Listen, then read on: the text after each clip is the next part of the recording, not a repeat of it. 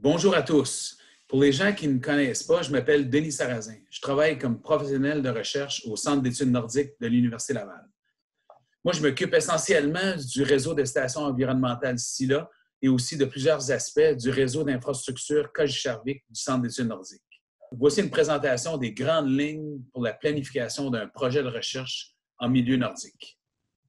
On va faire un survol rapide en 10 points de ce qu'est une mission nordique. Les 10 points. Le point 1, c'est le choix du site, le choix du projet. Point 2, ça va être le financement. Point 3, les permis nécessaires pour effectuer ce projet-là ou ces projets-là. Point 4, l'analyse de risque. 5, l'information nécessaire. 6, l'enregistrement auprès des autorités responsables. 7, c'est la logistique. 8, les préparatifs de mission. 9, c'est la mission proprement dite. 10, c'est le retour. Le choix du site. Le choix du site ou le choix du projet va dépendre beaucoup ou en partie de la problématique et de l'équipe de recherche. Plusieurs projets peuvent être menés à partir de sites d'infrastructures déjà existants, comme le réseau Cogeco-Charvic du Centre d'études nordiques. Il y a une dizaine de sites déjà établis au CEN. Puis les avantages des sites, ils sont nombreux. Il y a la disponibilité de véhicules sur place. Il y a une logistique qui est déjà éprouvée. Parfois, il y a d'autres équipes sur place qui peuvent vous aider ou vous donner des informations. Les sites sont déjà connus. Il y a beaucoup d'aspects des sites, dont les risques, les aléas, ils sont connus. Il y a des plans d'urgence qui sont établis pour ces sites-là. Il y a déjà des protocoles pour la gestion des déchets et autres.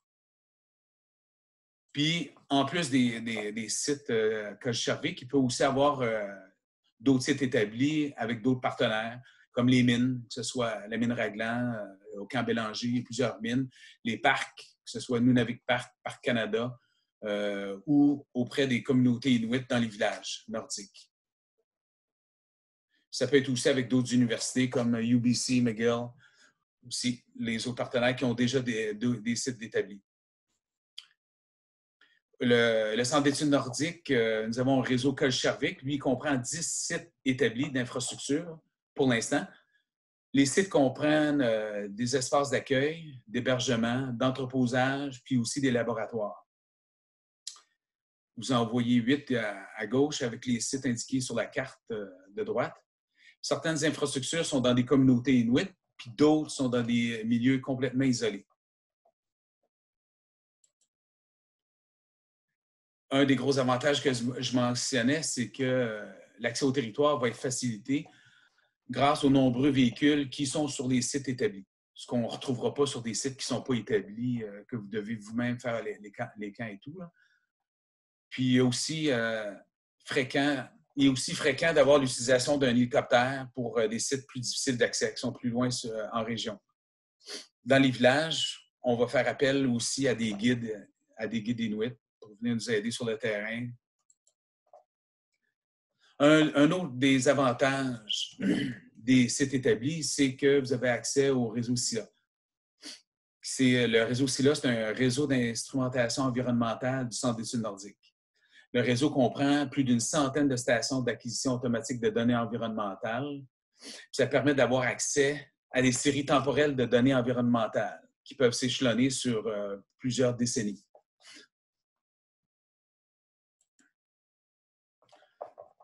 Le réseau de stations comprend de nombreuses stations, comme je disais, puis il y a aussi beaucoup de capteurs. On peut voir ici une tour qui est assez complète avec 2 systèmes de communication de données en temps réel. Aussi des pluviomètres qu'on voit à gauche pour mesurer les précipitations en temps réel sur une base horaire. La majorité des données, sinon toutes les données des stations du réseau SILA sont enregistrées sur une base horaire, c'est-à-dire à toutes les heures, il y a une donnée pour la température de l'air, les vents, qui est enregistrée dans un module de mémoire, puis téléchargée et ou transférée via un lien satellite.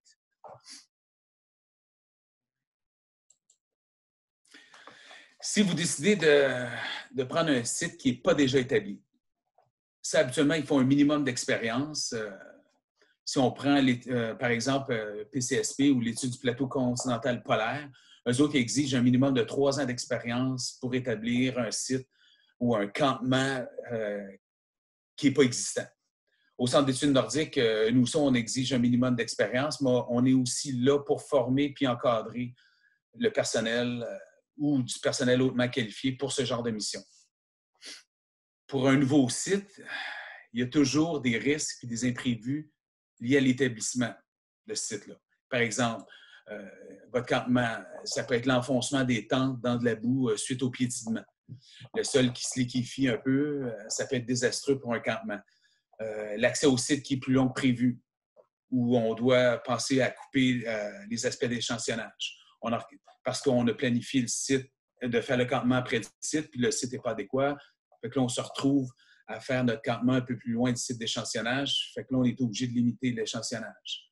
La logistique est plus compliquée. Les équipements sont plus restreints. On ne peut pas apporter autant d'équipements qu'on peut retrouver sur un site existant, un site établi. Il faut tout le temps calculer la distance à parcourir par rapport au poids qu'on a à transporter. Il y a toujours des phénomènes qui n'ont pas été envisagés. Je peux prendre par exemple une décharge de glace sur un grand lac dans l'Arctique. Ça nous est déjà arrivé au mois d'août sur le lac Neteling. On est arrivé pour échantillonner sur le lac. La première journée, ça allait bien. On s'est aperçu qu'il restait de la glace sur le lac. La deuxième, troisième journée, s'est mis à venter. Puis la glace s'est toute démantelée puis s'est mis à se vidanger via l'exutoire du lac. Le lac n'était plus accessible pendant plus d'une semaine. Puis la mission s'est arrêtée là. Il y a aussi la présence animale qui n'a pas été anticipée. Un site qui n'est pas établi, des fois, on se retrouve devant une présence animale qui n'était pas prévue. Il faut prendre en considération aussi les vents quand on met en place un campement, quand on choisit un site, les eaux de ruissellement, les phénomènes liés au versant. Somme toute, il faut une bonne planification pour la nourriture, l'accès à l'eau potable, la gestion des déchets, puis aussi la sécurité quand on met en place un nouveau campement. Il arrive fréquemment que l'avion ne se pose pas à l'endroit qu'on a voulu. Le pilote de l'aéronef porte la décision finale en fonction des conditions de surface et de la typologie de la neige ou du terrain. Dites-vous que ce ne sera pas vraiment à l'endroit que vous aviez planifié initialement.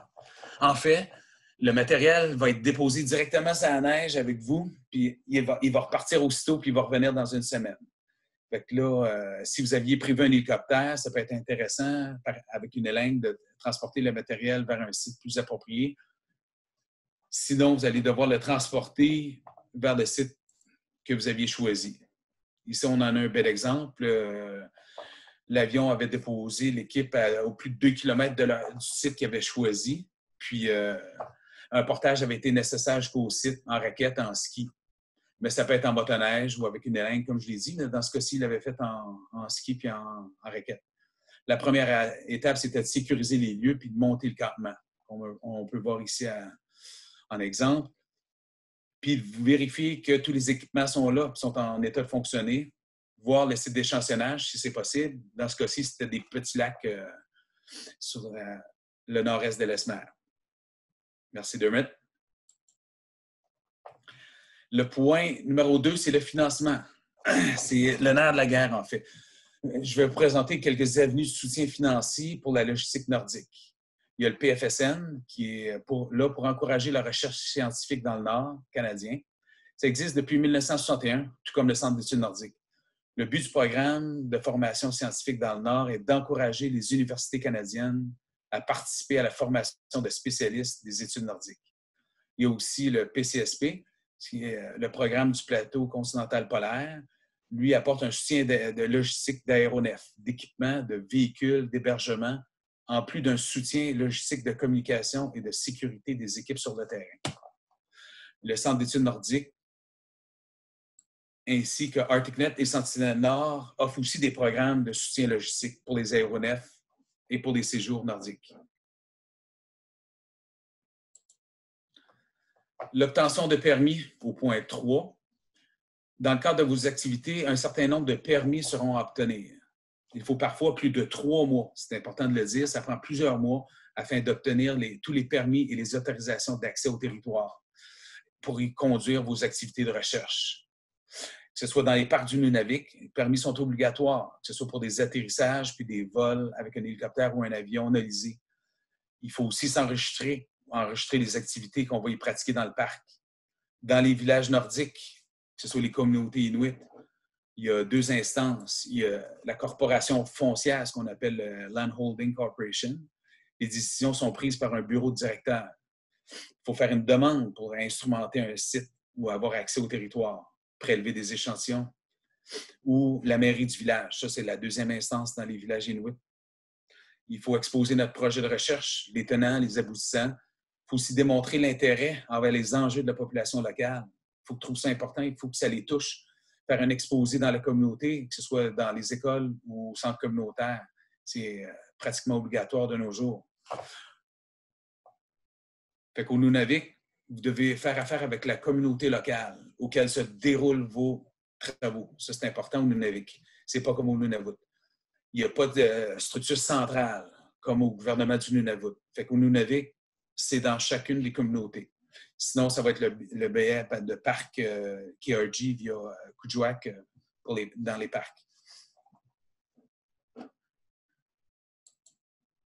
Au Nunavut, les permis, ça va être principalement via le NRI, qui est le Nunavut Research Institute à Iqaluit, ou le gouvernement du Nunavut, le département de l'environnement, pour des demandes de permis. Puis dans les villages, au niveau des hamlets, des Hunters Trappers Association, c'est beaucoup pour la consultation des accords, sur le respect des bonnes pratiques, des bonnes relations avec les communautés locales. Les autres permis dans des parcs Canada, les parcs fédéraux, pour vous donner un exemple, pour un parc fédéral, le parc Canada, un Research and Collections Permit va faire 7 pages, juste pour ce permis-là. Ensuite, il va y avoir des amendements qui peuvent être 2-3 pages. Il va y avoir aussi des Firearms Permit pour les accès dans les parcs avec des armes à feu. C'est un autre 6 pages. Fait que là, on parle juste là de 16 pages de formulaire auprès de Parc Canada. Puis, quand vous avez... Ça, c'est juste pour avoir accès au parc. Au retour, vous avez un rapport de mission aussi à produire auprès de Parc Canada. Puis, tandis que le programme du plateau continental polaire, PCSP, ça va être essentiellement un waiver. Il y a un formulaire aussi à remplir pour l'accès à la logistique, là. Puis un rapport de mission à l'après. Mais pour aller sur le site, il va y avoir une décharge aussi à produire au Nunavut. Le point 4, c'est la gestion puis l'appréhension des risques. J'ai fait le tour de la question en essayant de trouver des exemples frappants pour marquer l'imaginaire puis souligner l'importance de la prévention et de la sécurité sur les sites puis lors des déplacements sur le terrain. Je vous présente parfois des cas exagérés, mais des cas bien réels. J'ai regroupé les exemples en 11 sous-catégories que voici de A à K. Si on peut prendre le A, ça va être la route. Que ce soit l'accès par la route, ça va être des accidents, les pannes, l'utilisation d'une remorque, crevaison, la fatigue après de longues heures. Ça peut être le mal des transports, conditions routières particulières avec l'état de la route, la visibilité, puis la faune qu'on peut y retrouver. En B, c'est l'utilisation des infrastructures de recherche qui sont déjà établies, en fait, ou pas. Ça peut être le feu, des chutes, l'électricité, l'eau, le vandalisme, la gestion des déchets, on va voir ça. En C, c'est l'utilisation d'outillage, que ce soit des petits outils ou des plus gros comme des tarières, foreuses à perger le sol, même l'utilisation de drones, puis tous les outils d'usage ordinaire. En D, c'est le travail en laboratoire. Vous allez voir, sur le terrain, on n'a pas le choix. Des fois, il faut apporter des produits chimiques, en faire la gestion. Les laboratoires, des conditions particulières. Des fois, ça va être sous la tente. Les espaces sont plus restreints. C'est plus instable. Pardon. En E, c'est l'utilisation des véhicules sur le terrain, que ce soit le bateau, le VTT, motoneige, hélicoptère. On va retrouver des exemples. En F, c'est la présence de faune. Quoique rare, il y en a quand même souvent. Ça peut être les canidés, les ours, on va voir ça en détail.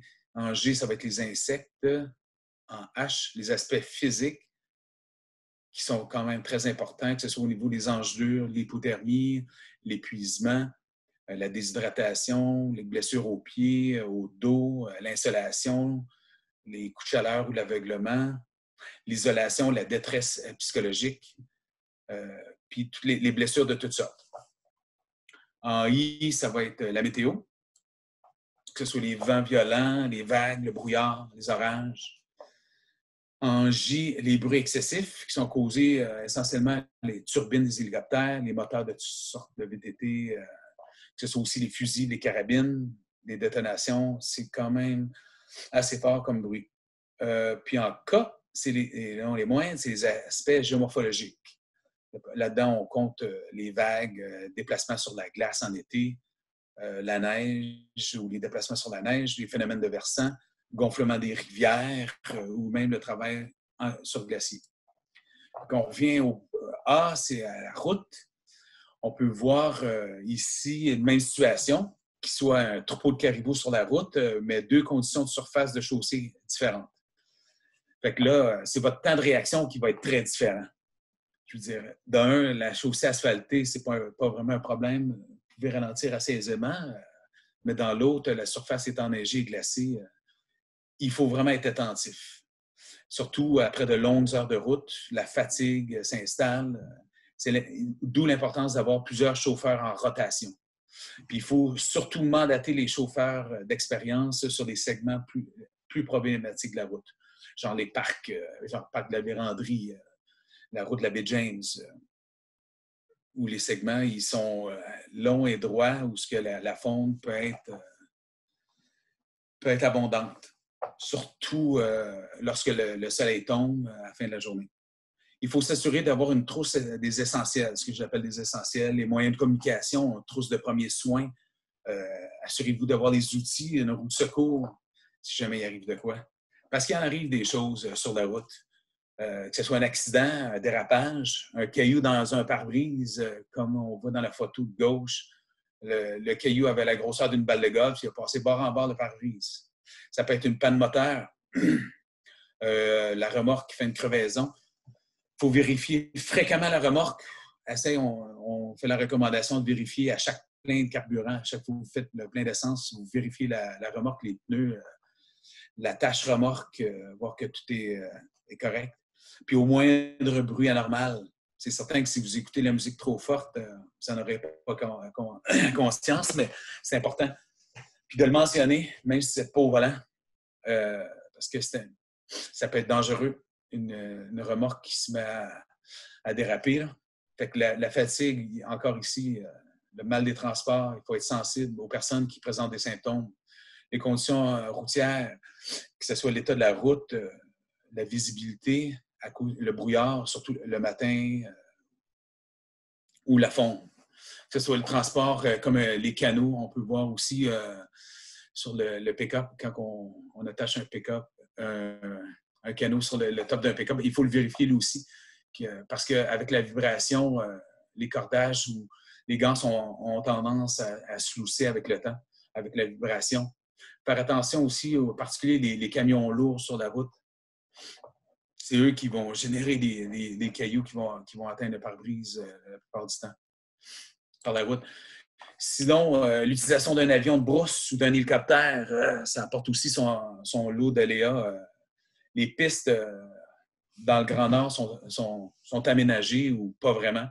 Ça dépend. Ou directement, ça peut être directement sur la glace qu'on va se poser. Le pilote, absolument, il va faire quelques tours d'approche pour se faire une tête, des conditions de surface, puis on y va pas. Il décide de se poser ou pas. Comme vous le voyez, parfois ça merde, mais la plupart du temps, il n'y a pas de problème. Dans le cas à gauche, l'avion s'est enlisé dans la neige, c'est pas si pire. Il a fallu déneiger le devant de l'avion pour qu'il puisse reprendre un élan et repartir. Tandis qu'à droite, je pense qu'elle a repris une semaine pour sortir de l'avion de l'eau. Ça, c'était au lac Netteling. Au printemps 2012, l'avion avait défoncé la glace. À un seul endroit, la glace faisait plus d'1 mètre partout sur le lac. sauf à un endroit où il y avait un chenal, où la glace faisait à peu près 10 cm d'épaisseur. Il a fallu sortir de l'avion assez rapidement. Puis, on a attendu un autre avion. Ça avait pris à peu près 10 heures, 10-12 heures avant que l'autre avion puisse venir nous chercher sur le site. Puis, avec ces avions-là, le problème, c'est que les batteries sont dans la queue de l'avion. Fait qu'on perd les communications dès les premiers instants que l'eau s'infiltre dans le compartiment des batteries à l'arrière de l'avion. Fait que oui, c'est assez problématique, mais ça avait bien fini quand même. Sinon, les risques en l'utilisation des infrastructures de recherche, il y en a plusieurs.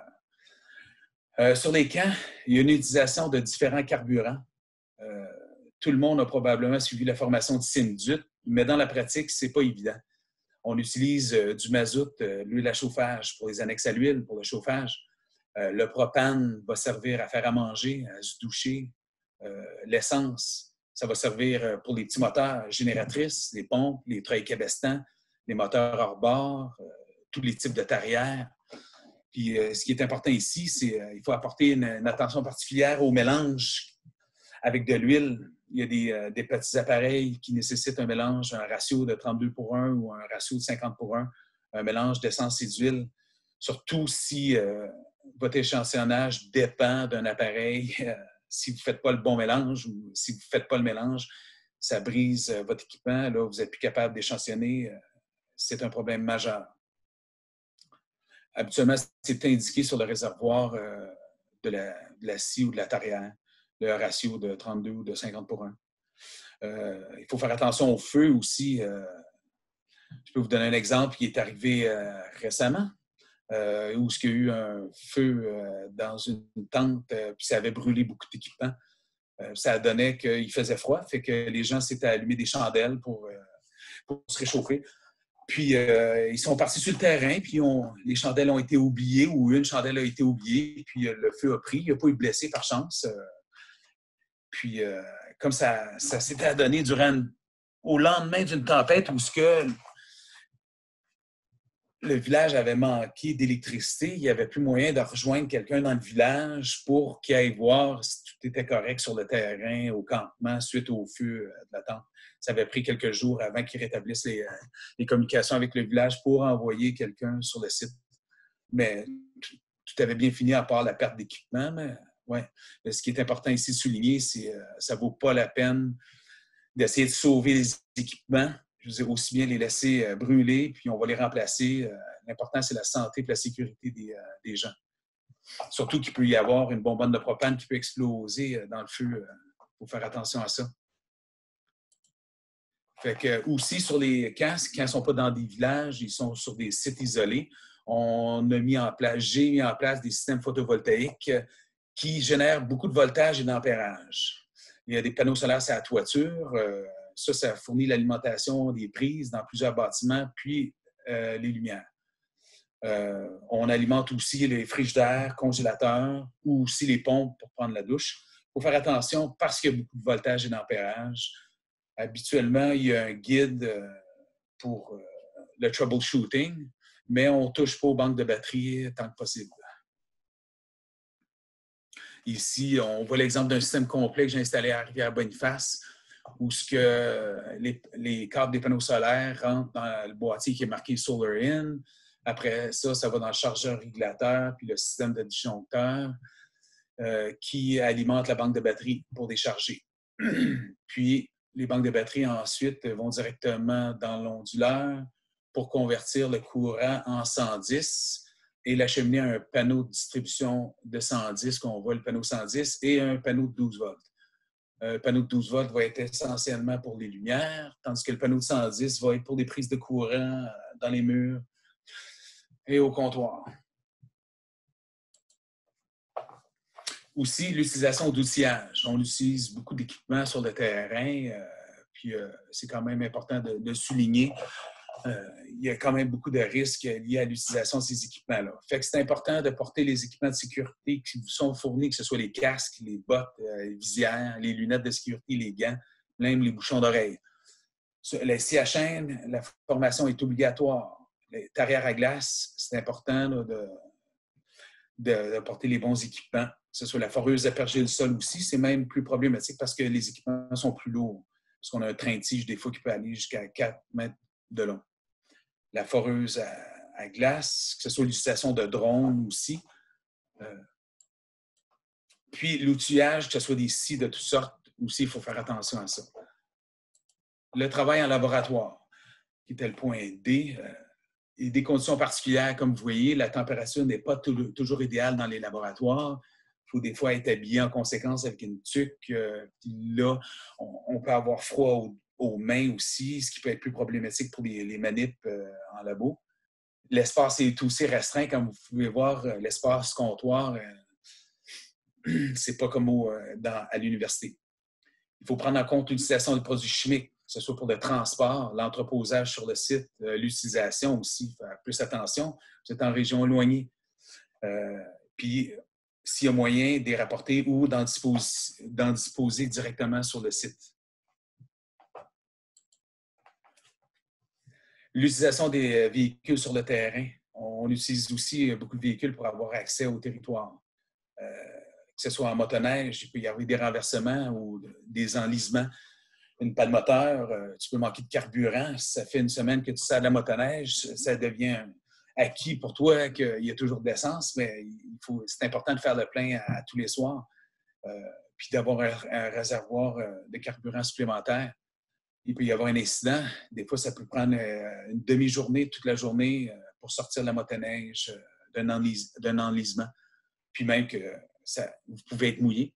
À essayer de sortir la motoneige de l'eau, des fois, ou faire appel à une deuxième motoneige. Des fois, vous êtes obligé de retourner au campement, faire appel à plus de monde, d'autres motoneiges pour sortir votre motoneige. Il faut faire attention aussi avec des embarcations nautiques.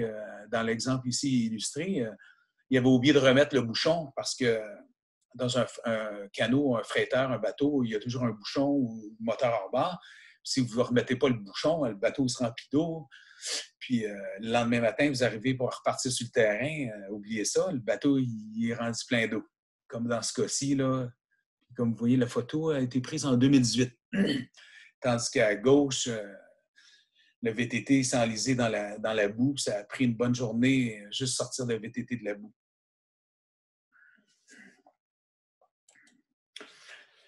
OK, gestion aussi encore ici, le bateau.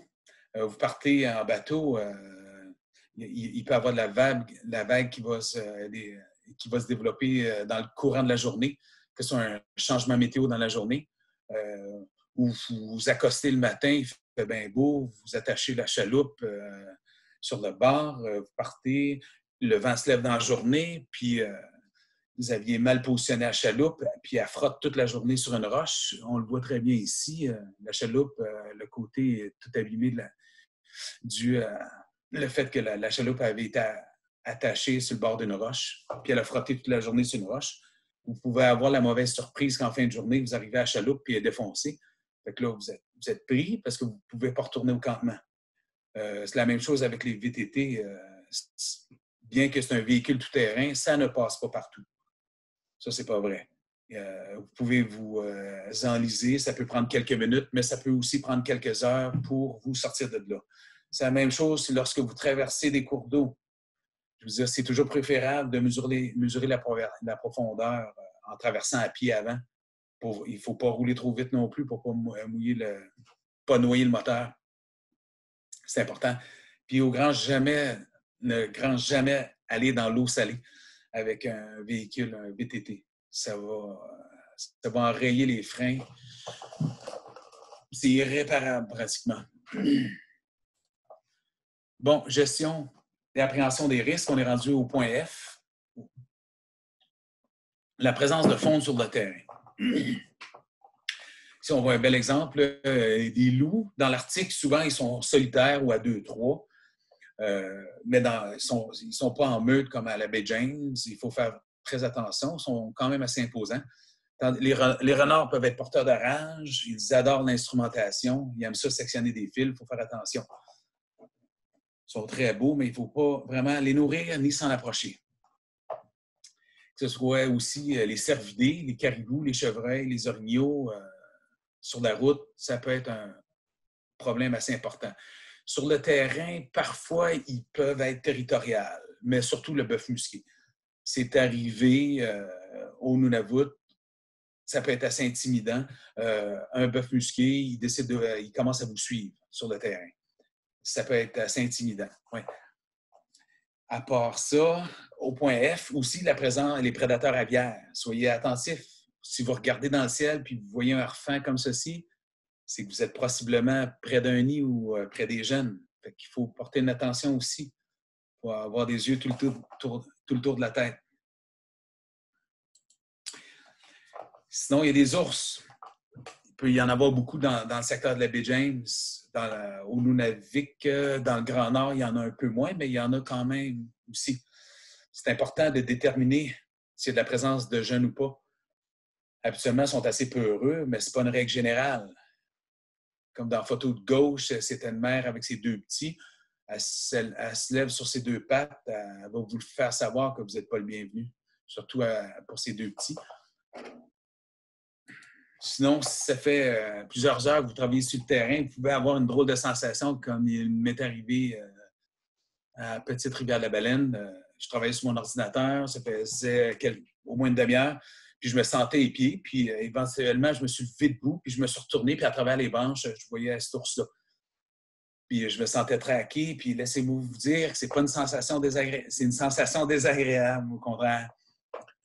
Puis qui plus est, c'est qu'à partir du moment où je me suis levé, l'ours s'est mis à s'approcher assez rapidement. Fait que c'est important, si l'animal il se dirige vers vous, c'est le temps de sortir vos dispositifs puis de vous préparer à les utiliser. Que ce soit les bear bangers, un sifflet ou une arme à feu ou le poivre de Cayenne. C'est important d'avoir plus d'un dispositif de répulsion sur vous ou dans votre équipe. Habituellement, on dit aux gens, là, si vous êtes une équipe de 2-3, c'est important que chacun en a un sur soi, puis c'est des façons différentes. Que ce soit un bear banger, un sifflet, une sirène, une arme à feu ou du poivre de Cayenne.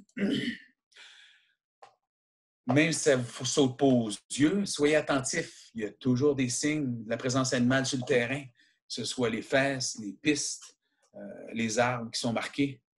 C'est important de porter une attention. Ça peut vous donner des indices d'une présence récente, une présence d'activité récente. Sinon, il y a les ours polaires. La présence est rare, mais elle est possible.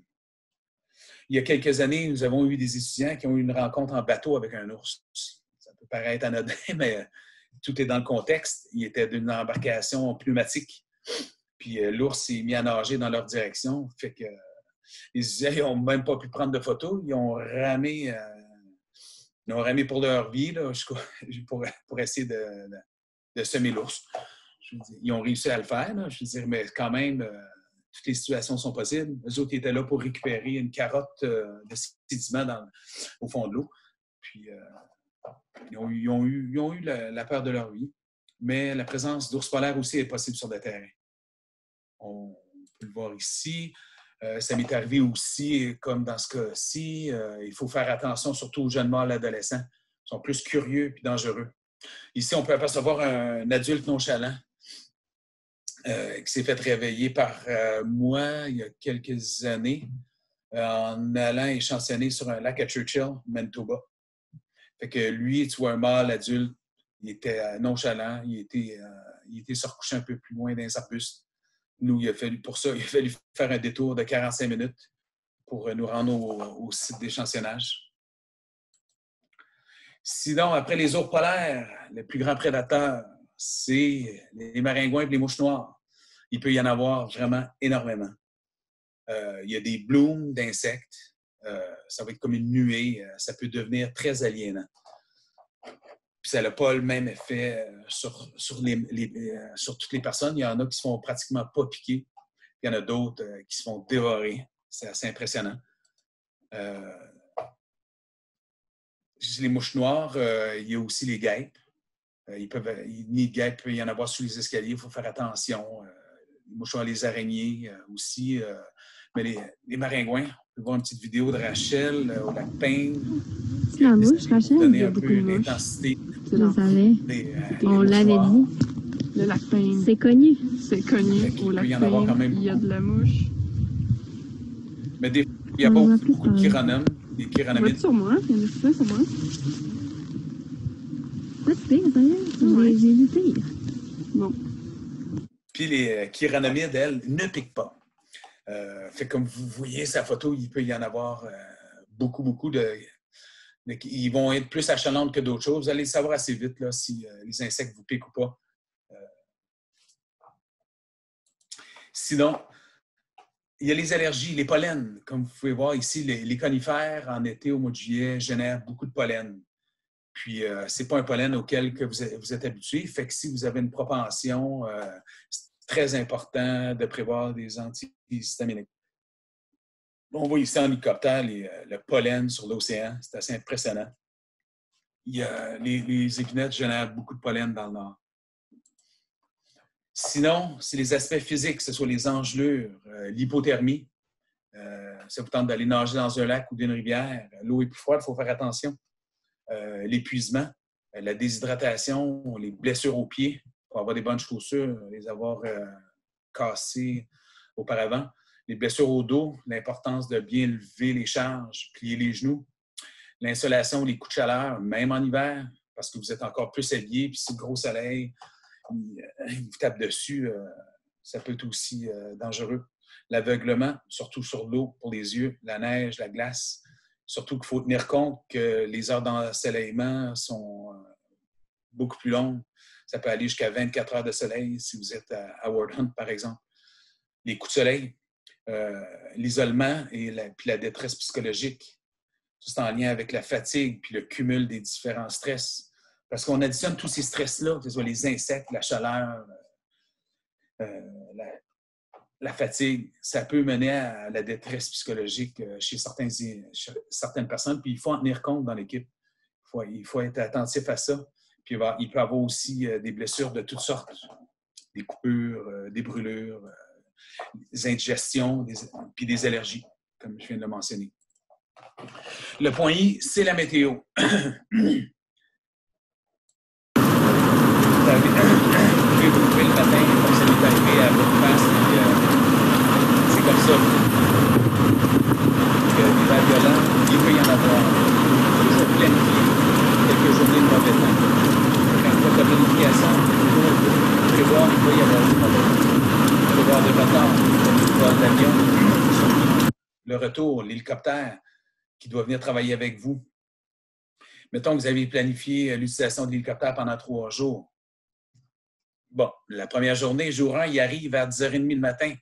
Bien, il doit vider l'hélicoptère de ses effets perso, faire le plein de carburant. Ensuite, le pilote, il doit manger. Alors, la journée de travail en hélico commence pratiquement en après-midi. Vous avez rien qu'une demi-journée le jour 1. Vous l'avez prévu 3 jours. Jour 2, mauvaise météo. C'est une journée comme ça où il y a du brouillard. Puis le brouillard, des fois, ça peut durer 2-3 jours. Fait que là, vous retrouvez votre dernière journée, le jour 3. L'hélicoptère doit repartir. Puis le pilote, il ne veut pas courir le risque d'une mauvaise météo. Fait qu'il veut quitter tôt. Fait que là, vous avez planifié 3 journées, mais finalement, vous en échantillonnez à peine 2 demi-journées. Fait que c'est très important de toujours prévoir les aléas de la météo. De faire en sorte que, si vous sortez échantillonner, de toujours prévoir les échantillons les plus importants en premier, puis d'y aller de façon prioritaire. Aussi, les bruits excessifs, surtout avec les moteurs de toutes sortes, comme je disais, les fusils, les carabines. Puis lors des opérations héliportées, comme dans ce cas-ci, on travaille directement sur la glace de lac de Juliette. Il faut pas avoir de chapeau, il faut faire attention au couvercle des contenants. Puis la glacière qui peut s'ouvrir et se vider de son contenu. C'est déjà arrivé. Malheureusement, je n'ai pas de photo parce qu'on ouvrait sa glace pour ramasser les effets de la glacière. Mais ici, on voit un bel exemple de contrôle avec Scully. Eye contact avec le pilote. On fait un signe thumbs up, tout est bien. On peut commencer à charger l'hélicoptère. C'est le parfait exemple ici. Sinon, il y a les aspects géomorphologiques, comme je disais, au point K. Il faut porter une attention particulière aux déplacements sur la glace et la neige, surtout au mois de juillet puis en août. Puis, de grâce, ne pas rentrer dans des cavités, des grottes, comme on peut voir en haut à droite. Puis c'est important d'avoir des équipements, comme dans l'exemple en bas à gauche, avec un harnais, avec un câble, surtout quand on travaille dans un fjord, sur le bord de l'eau qui est à 2 degrés et moins. Ou si on a échantillonné un glacier, comme en bas à droite, idéalement porter un casque, puis il faut faire attention parce qu'il y a des morceaux de glace qui peuvent tomber, il y a des roches aussi. N'empêche qu'ici, c'est un glacier à base froide, fait qu'il y a très peu de fond, mais ça peut toujours arriver qu'une roche tombe. Sinon, il y a les glissements de terrain, l'instabilité des sols. Il peut y avoir la présence de beaucoup de pergélisol, beaucoup de glace dans le sol. Je veux dire, il peut y avoir des cavités. Au gré des années, il y a de l'eau qui s'infile dans le sol, puis ça fait des crevasses. Il faut faire attention. Ce qui est important aussi, c'est comme je mentionnais, pendant la journée, le vent se lève. Vous êtes déplacé en bateau, les vagues, ils peuvent se lever. C'est important. Ou le gonflement de la fonte quotidienne, parce que les glaciers fondent toujours essentiellement. Fait que le matin, vous allez travailler, vous êtes capable de traverser le ruisseau. Vous arrivez après une course sur des chaudes, la rivière est plus traversable. Parce que les bas niveaux seront entre minuit et 6 heures. Et dans ce temps-là, c'est mieux d'attendre jusqu'à minuit, de se reposer sur le bord de la rive. N'essayez surtout pas de traverser. Ça peut être très dangereux. La majorité des accidents qui arrivent dans les parcs au Nunavut, ils sont dus aux gens qui décident de traverser des ruisseaux ou des rivières en pleine journée.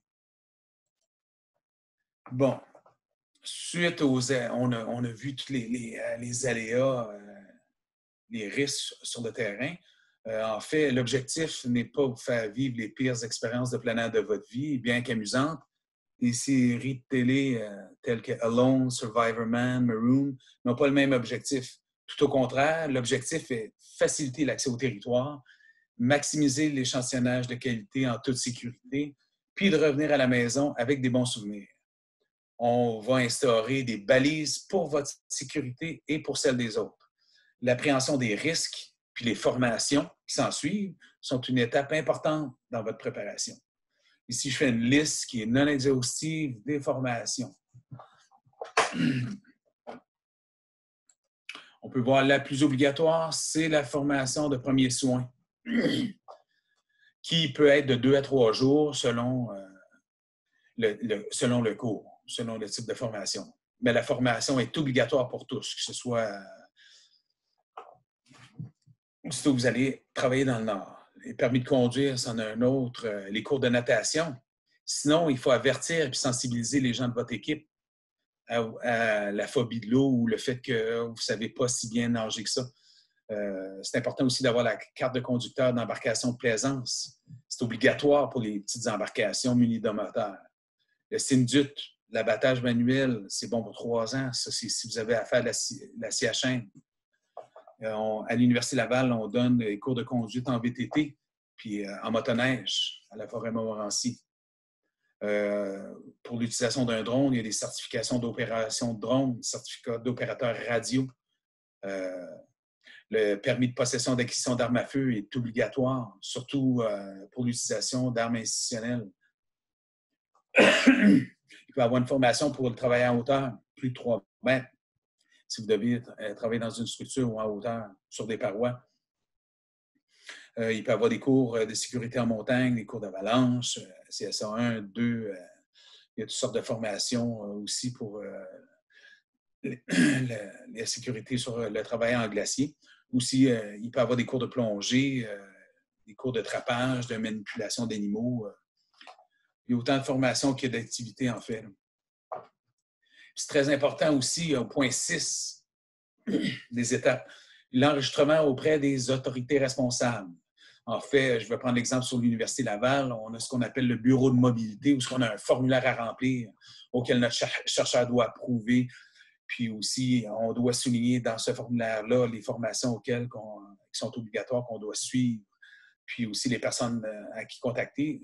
Le formulaire est obligatoire à partir du moment que vous allez faire des travaux sur le terrain. Puis il faut avoir une couverture d'assurance adéquate. Il faut s'informer. Sur le site universitaire, toute l'information est là, ou même sur le site du Centre d'études nordiques, on a mis l'information relative aux assurances là. Souvent, ça peut être aussi simple que l'assurance de vos parents peut vous couvrir, mais il faut faire attention, il faut vraiment s'informer à ce niveau-là. Puis les formulaires, il faut s'enregistrer quand au Parc Nunavik, Parc Canada. Comme je l'ai mentionné, il y a des formulaires à remplir au CWS aussi, Canadian Wildlife Service, que ce soit le programme du plateau continental polaire.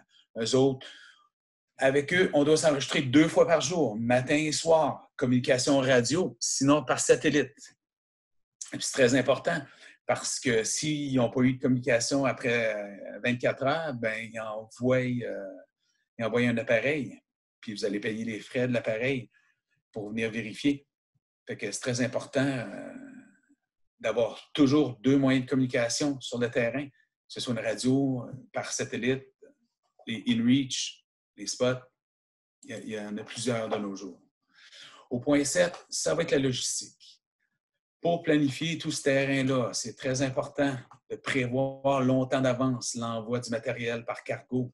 Ça peut être plus de 2 mois d'avance. Les matières dangereuses, par avion, par bateau ou par la route.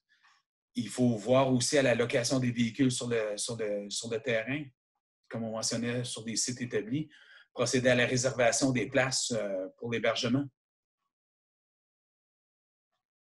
Que ce soit réserver les VTT, les motoneiges, les bateaux. Il faut prévoir ça parce que les véhicules sont en nombre restreint sur les sites. Puis, si vous n'en faites pas la demande, puis vous réalisez sur le moment même, bien, il est possible qu'une autre équipe l'ait réservé avant vous.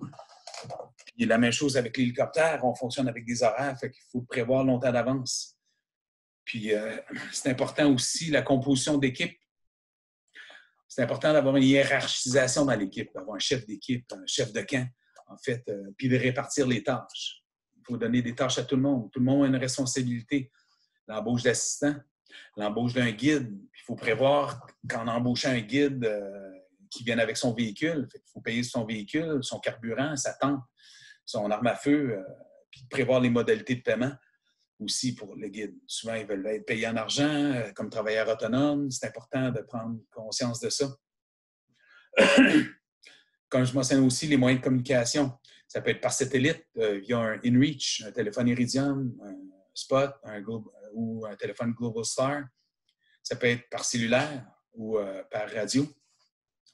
Il y a des protocoles d'établis, des fois, là, comme au Centre d'études nordiques, on demande une communication quotidienne pour savoir que tout va bien au camp. C'est aussi simple que ça. Ou, comme je disais, pour le shelf, eux, c'est 2, une le matin, une le soir. Les préparatifs de mission. C'est important de se familiariser avec les protocoles de recherche. Ça, c'est propre à chaque équipe en fonction de la nature des travaux. Puis aussi, il faut se familiariser avec les protocoles de sécurité, que ce soit pour lors du transport, en bateau, veste de sauvetage, protection adéquate contre le froid, la communication, que ce soit en VTT, en motoneige, prévoir les casques, les vêtements appropriés, avoir des pièces de rechange pour les véhicules comme les courroies, des bougies, d'avoir un minimum de connaissances pour être capable de se déprendre sur le terrain. Puis toujours, mais bien important, de minimum être 2 personnes ou 2 véhicules sur le terrain. Puis toujours avoir une personne d'expérience qui est en avant pour lire le terrain, quelqu'un qui est capable d'avoir une idée par où passer, surtout quand le terrain commence à être boiteux ou ça commence à être problématique. Ce qui est important, il faut toujours regarder en arrière, surtout si vous êtes la personne qui ouvre le chemin, voir s'il y a quelqu'un qui ne suit plus, garder une distance raisonnable entre les véhicules pour éviter les accidents. Il faut être vigilant lors des déplacements sur la glace de lac, mais surtout sur la glace de rivière. Faire attention lorsqu'on a des remorques ou des traîneaux. C'est important de toujours avoir des moyens de communication, minimum 2 avec soi. Puis les équipements de terrain, comme je disais, il y avait des Iridium, des InReach, des GPS, des appareils.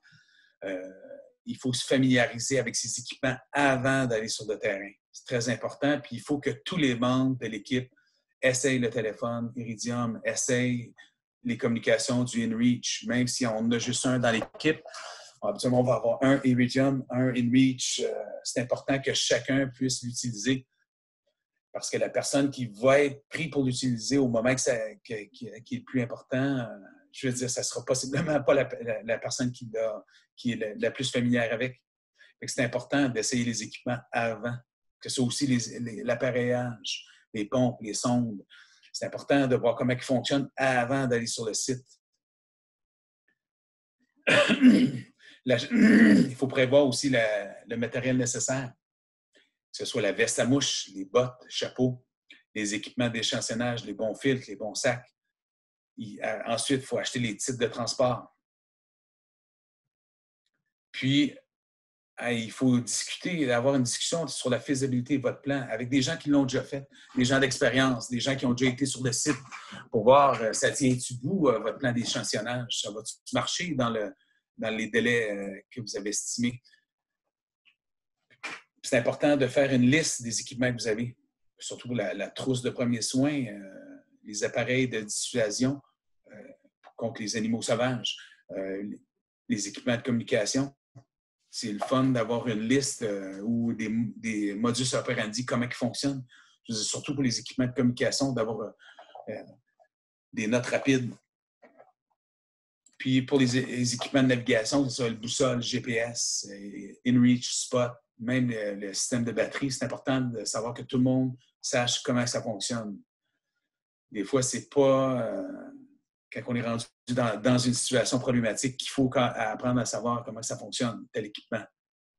Puis c'est important aussi l'équipement personnel, l'habillement, d'être bien habillé, d'avoir un sac à dos confortable, des bonnes lunettes de soleil, un bon couteau de poche, une bonne bouteille d'eau, une frontale, un sifflet. Les équipements personnels sont importants. Puis, il faut prendre aussi connaissance du plan, du protocole d'urgence pour chacun des sites. Puis d'en établir un si ce n'est pas fait, parce que vous faites un campement qui fait partie d'un site établi.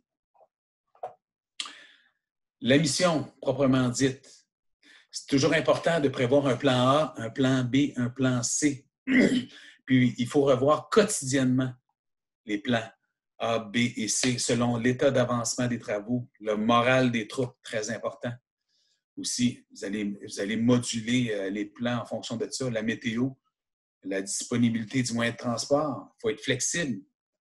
C'est la météo qui dictera votre horaire, mais ce n'est pas de la combattre. Ça ne donne rien d'aller dans une météo, s'il pleut à Sio, vous allez tous vous détremper, mouiller vos équipements, vous risquez de briser des équipements, puis ça va prendre 2-3 jours pour sécher votre équipement par la suite. Fait que vous ne serez pas plus avancé. C'est peut-être mieux de prendre une journée de repos, vous reposer cette journée-là, puis d'attendre que ça passe. Puis quand vous sortez sur le terrain, imaginez-vous que c'est peut-être la seule opportunité que vous avez d'aller échantillonner. Alors, c'est très important, c'est l'essentiel, le plus important en premier. Prendre les échantillons qui sont les plus importants toujours. Surtout si vous avez un appareil comme un hélicoptère. C'est important. Voyez toujours à votre sécurité puis à celle des autres. N'hésitez surtout pas à faire connaître votre désaccord ou vos craintes aux autres membres de l'équipe. Si vous n'êtes pas à l'aise, dites-le, c'est important. Si vous avez détecté quelque chose d'anormal, il faut le mentionner. C'est important, ça. La gestion du risque sur le terrain, on n'en prend pas de risque. C'est important de voir les protocoles, de revoir les protocoles au niveau de l'aviation, de l'hélicoptère, bien que le pilote, il va faire un retour sur des protocoles de sécurité avec sa machine, avec vous. C'est obligatoire, on l'exige aussi. Avec les embarcations nautiques, avant de partir, c'est important de faire le tour avec tout le monde, dire « Bon, moi, là, on s'en va à 20 km en bateau. Bien, voici, la trousse de premiers soins est là, les systèmes de communication sont là. » Parce qu'on ne sait pas, vous allez peut-être pogner de la vague ou une roche, puis vous allez renverser le bateau. Il faut être prêt. Soyez flexible et ouvert d'esprit. Soyez zen. Les conditions parfois rustiques du terrain peuvent affecter le moral des troupes. Les insectes, le froid, la fatigue sont tous des stress qui n'ont pas tous, puis les gens n'ont pas tous le même seuil de tolérance. Puis ils s'additionnent. Ils s'additionnent sur le terrain. Puis les gens ne sont pas tous sensibles de la même façon. Il faut toujours se déplacer à la vitesse de la personne la plus lente du groupe. Vérifier régulièrement l'état des autres membres de l'équipe. Puis surtout, ayez une attitude positive. Parce que les gens, ils font des tâches qu'ils ne sont pas habitués de faire. Ça peut être comme sur la photo ici, de transporter des équipements avec une brouette ou de faire un pont de neige pour accéder au centre d'une mare. Ou d'utiliser une toilette commune qui peut être très rustique, comme la Charlotte Bilot qu'on voit en haut à droite. Puis aussi, vous allez être appelé à cohabiter avec des gens qui ne sont pas nécessairement compatibles avec vous, puis en proche proximité. Peut-être moins dorénavant, là, mais puis il va y avoir tout le stress lié à ça. Fait que là, dites-vous, le grand jour arrivera. Vous allez enfin vous rendre sur un site extraordinaire de recherche. Puis vous avez les autorisations, vous avez l'argent pour y aller.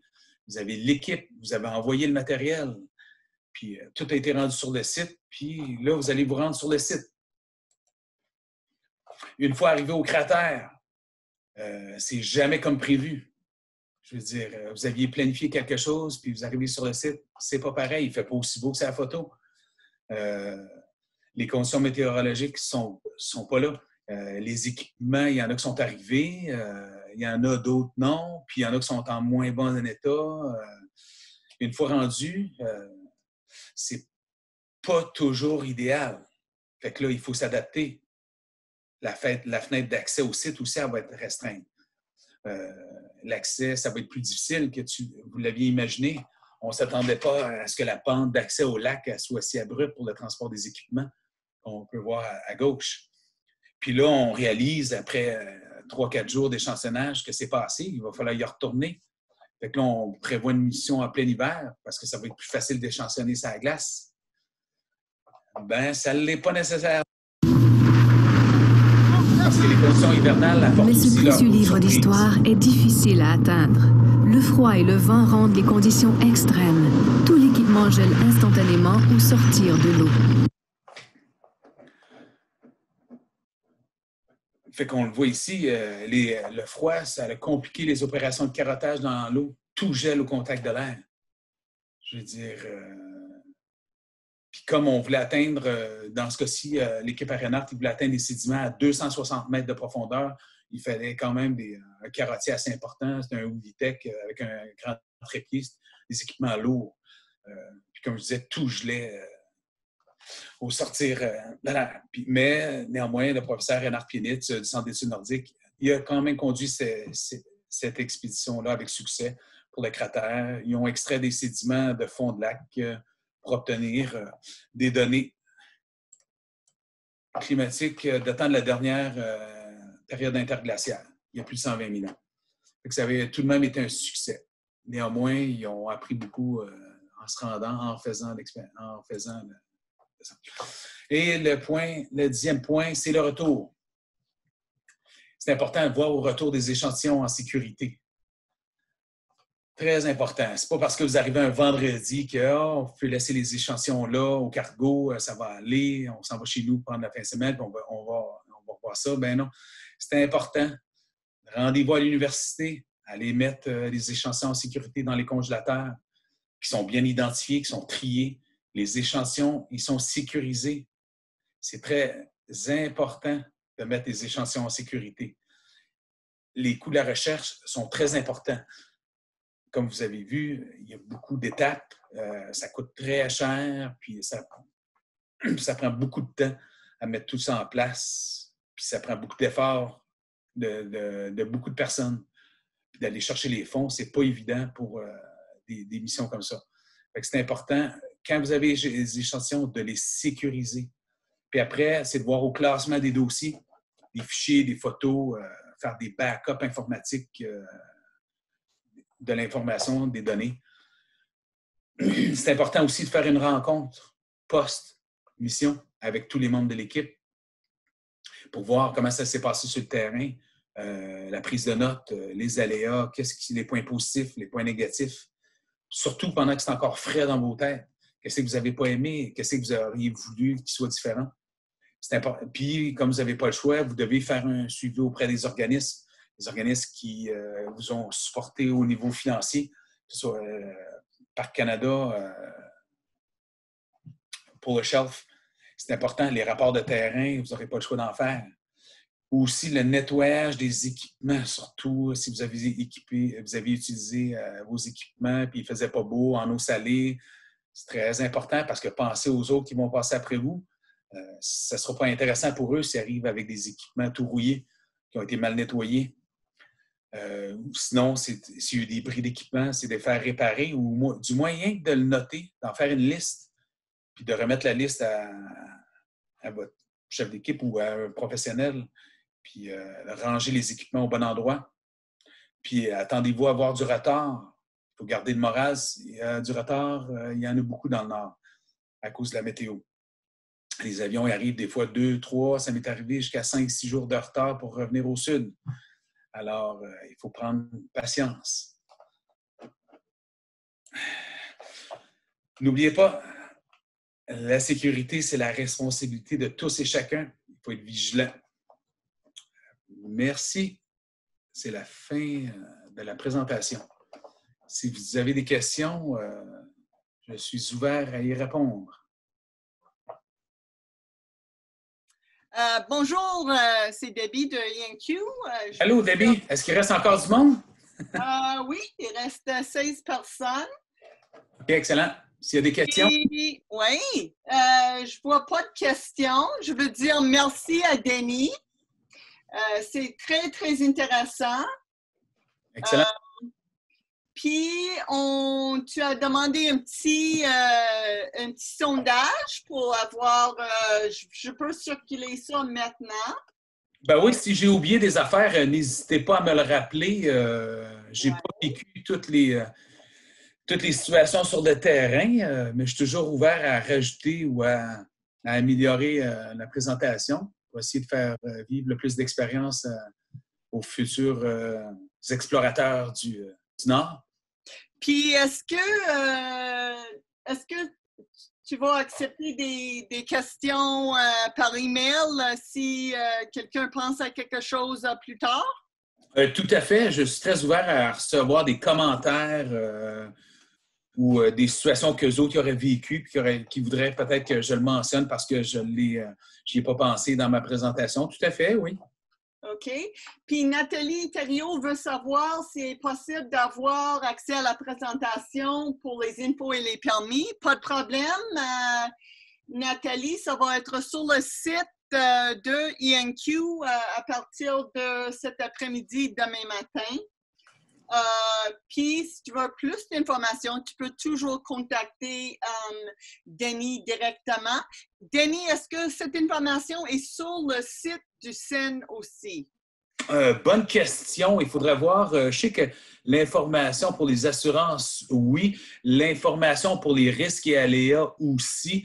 Fait qu'on retrouve chacun de nos sites une liste des risques en fonction des sites du réseau, des sites d'infrastructure du réseau Kajichardvik. Mais pour ce qui est des permis, possiblement, il faudrait revoir.